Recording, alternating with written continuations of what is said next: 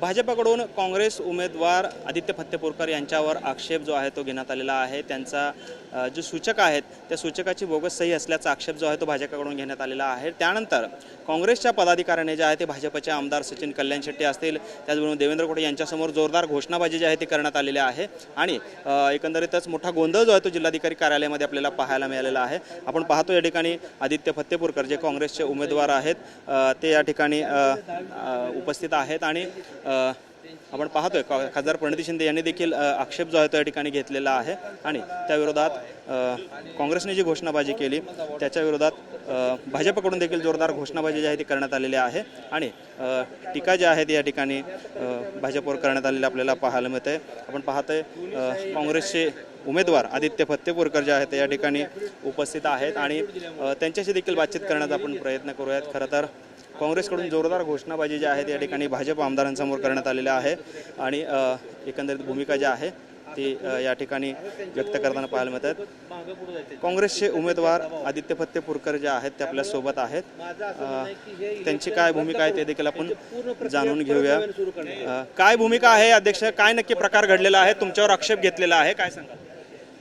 या माझे सूचक जे होते नागेश भोसले यांचं ॲफिडेविट आज त्यांनी सादर केलं आणि सांगितले की मी सही केली नाही, परंतु माझं असं म्हणणं आहे की दोन्ही सह्यांचं व्हेरिफिकेशन तज्ज्ञ लोकांकडून करण्यात यावं। दोन्ही त्यांनी जी सही केलेली आहे ती सही त्यांचीच आहे। माझे त्यांचे 25 वर्षापासूनचे मैत्रीचे संबंध आहेत। बँकेत आम्ही संचालक, नगरपालिकेत आम्ही सदस्य म्हणून काम केलेलं आहे दोघांनी आणि माझे त्यांचे गौरवभेद संबंध असताना त्यांनी असं काय केलं, कुणासाठी केलं, मी कलेक्टर साहेबांच्या समोरही त्यांना विचारलं, परंतु ते नजरेत नजर द्यायला तयार नाहीत, खाली मान घालून जातात। ते त्यांच्याभोवती 20-25 लोकांचा गराड आहे, त्यांच्यापाशी कोणाला जाऊ देत नाहीत। वास्तविक पाहता अत्यंत दहशतीमध्ये ही प्रक्रिया सगळी चालू आहे। तुमच्याकडे काय या संदर्भातला पुरावा आहे? तुम्ही जे जिल्हाधिकाऱ्यांना सांगितलं की माझ्याकडे त्या संदर्भातले पुरावे आहेत, आपण एक पेनड्राईव्ह देखील त्यांना जिल्हाधिकाऱ्यांना दिलेला आहे, काय नक्की पुरावे तुमच्याकडे आहेत? त्यांना मी काय रात्री फोन केला होता 8 वाजून 20 मिनिटांनी। त्यामुळं हे ऐका, तुम्हाला काय दबाव येते काय? आला की आला की काय म्हणतो हे असं केलं, कशाला आरंभ होते म्हणून ते केलं। कोणाच फोन आलता? असतं मग ते बोलतो फोनवर नको। होय,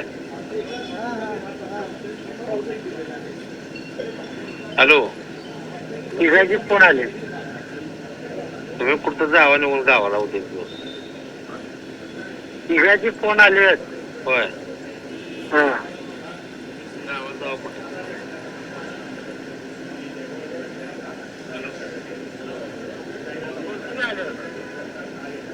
गावाला जावा कुठं?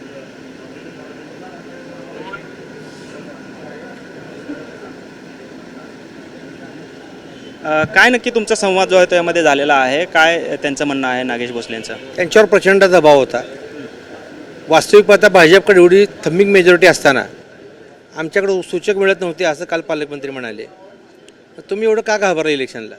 तुमच्या दम होतं लढायचं नाही इलेक्शन, असं खोटं नाटक करून तुम्हाला इलेक्शन लढवत आहे, तुम्ही संविधानाची हत्या करताय। अरे आपण एवढं आमदार आहेत, खासदार आहेत, तुमचे पालकमंत्री, सरकार तुमचं आहे, मी एक सर्वसामान्य कार्यकर्ता आहे पक्षाचं काम करणारा, माझ्या उमेदवाराला तुम्ही एवढं का घाबरला? हे जर जाणून हेच कळत नाही तुम्हाला। अरे लढा ना, तुमच्या दम आहे ना, इलेक्शन खुल्या मनाला इलेक्शन लढा, कधी तयार आहे तुमच्याशी लढायला? आम्ही पालकमंत्री तर म्हणाले होते बिनविरोध करावी असं आवाहन त्यांनी केलेलं होतं। मग हे बिनविरोधचा हाच प्रकार आहे ना। तुमच्या हातनं रेटत नाही म्हणले की तुम्ही कायद्याची दुसरी बाजू वापरता।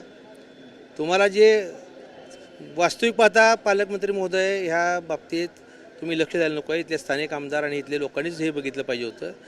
तुम्ही त्यांनाही दहशतीखाली ठेवलेलं आहे, याचं प्रत्युत्तर तुम्हाला येणाऱ्या विधान परिषदेमध्ये दिसणार होतं, म्हणून तुम्हाला लक्षात आलं की तुम्ही भीतीपोटी हे सगळे उद्योग केलेला आहे। काय भूमिका असणार आहे पुढचे या संदर्भात, तुम्ही काय आक्षेप घ्या?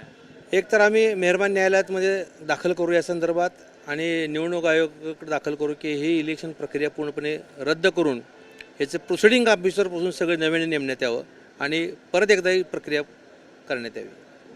आपण पाहतो या ठिकाणी काँग्रेसचे उमेदवार आदित्य फत्तेपूरकर आहेत, यांच्या अर्जावरती आक्षेप घेण्यात आलेला होता की जे सूचक आहेत नागेश भोसले त्यांच्या सह्या ज्या आहेत त्या बोगत असल्याचा ॲफिडेविट जे आहे ते नागेश भोसले यांनी आज जिल्हाधिकाऱ्यांसमोर सादर केलं आणि त्यामुळे यांचा उमेदवारी अर्ज जो आहे तो बाद करावा अशी मागणी जी आहे ती विरोधकांनी म्हणजेच भाजपच्या उमेदवारांनी केलेली आहे। त्यामुळे जोरदार घोषणाबाजी जी आहे ती भाजप आमदारांसमोर झाली आणि या ठिकाणी ही निवडणूक प्रक्रिया रद्द करावी, नव्याने निवडणूक घ्यावी अशी मागणी जी आहे ते काँग्रेसकडून आता करण्यात आली आपल्याला पाहायला मिळते.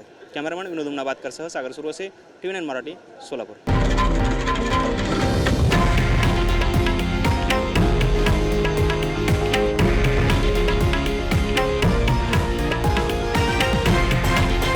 हे आहे देशातील नंबर 1 न्यूज नेटवर्क आणि आपण पाहत आहात TV9 मराठी, एकमेव.